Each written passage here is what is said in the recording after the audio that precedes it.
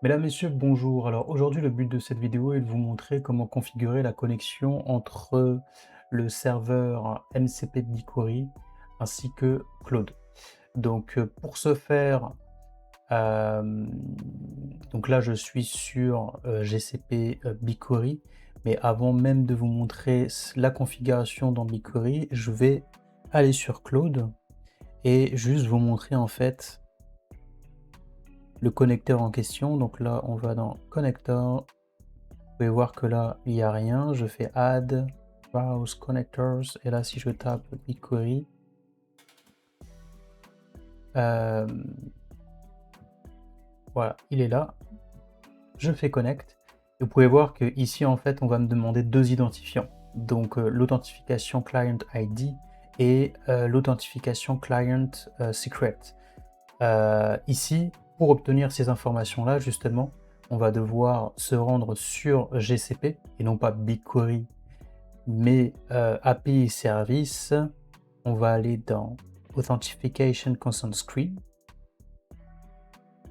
À la suite de cela, on va aller sur Client. Et c'est ici en fait qu'on va créer notre client.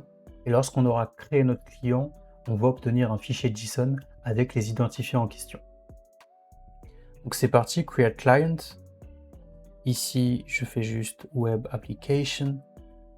Ici, je vais juste le nommer Claude. Et ici, l'information que vous devez rajouter et que vous n'avez pas, c'est en fait c'est un URL de redirection qu'il faut mentionner. Vous pouvez le trouver dans la documentation de Claude. Et l'URL en question qu'il faut reprendre, en fait, c'est celui-ci. Donc là, je fais juste un copier-coller. Je vais ici, je le rajoute et je fais Create. Et voilà, vous avez votre fichier JSON qu'on télécharge. Vous le gardez bien au chaud parce que bien évidemment, si vous le perdez, vous n'avez plus accès à vos identifiants. Donc si par exemple, un jour, vous supprimez la connexion et vous voulez vous reconnecter, si vous perdez les identifiants, vous êtes contraint de recréer un client ID pour obtenir de nouveau des identifiants. Et donc vous pouvez voir qu'on a bien le client ID ainsi que le client secret. Je fais OK. Avant de se connecter, on doit aller sur Audience. Ici, ce que je dois rajouter, alors moi il est déjà rajouté, mais vous, je vous invite à rajouter en fait votre mail. Il me semble que c'est votre mail qui est lié à votre compte principal. Pourquoi je dis ça? J'ai eu des problèmes de connexion. J'ai essayé de comprendre justement quel était le problème. J'ai rajouté mon mail et c'est comme ça que j'ai réussi à me connecter. C'est pour ça que je vous dis dans Audience, vous rajoutez votre mail juste là. Client, on vient de créer le client et il me semble qu'il y a juste un élément à rajouter qui est donc dans Data Access, vous devez rajouter le scope authentification de BigQuery. Donc je vais le faire avec vous. Add, remove. Et voilà, il est là. Authentification de BigQuery. Je sélectionne. Mettre à jour. Et si... Et voilà. Juste là. Et donc, on a bien tout le paramétrage en question. Donc maintenant, on peut simplement retourner sur Claude. Je fais Connect. Et une fois que j'ai rempli les identifiants, je fais Continuer. Je sélectionne mon mail et Continuer. Ici, il va vous informer qu'il souhaite accéder à des informations. Vous faites Continuer. Et voilà, Connected to Google Cloud BigQuery. Et pour vérifier cela, vous pouvez aller sur le plus ici, Connectors, et vous pouvez voir que vous êtes bien connecté à Google Cloud BigQuery.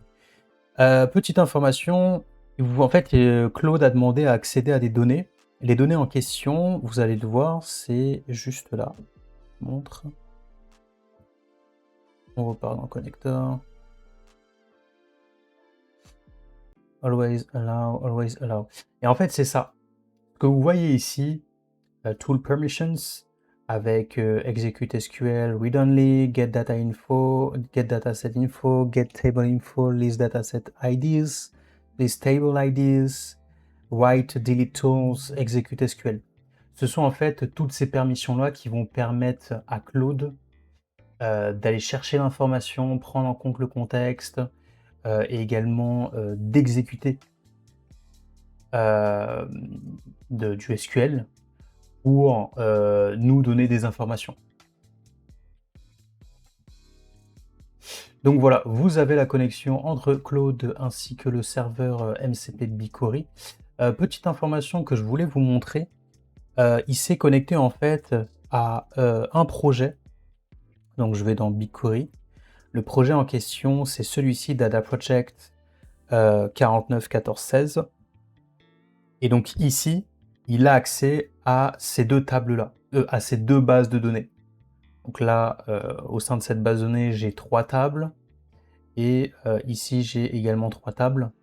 Donc là, en fait, si je lui demande des informations, il sera en capacité d'aller chercher des informations au sein de ce projet et au sein de ces deux bases de données. Voilà. C'était la petite information à savoir. Donc, ce sera tout pour moi. J'espère que ça vous aura plu et je vous dis à très bientôt.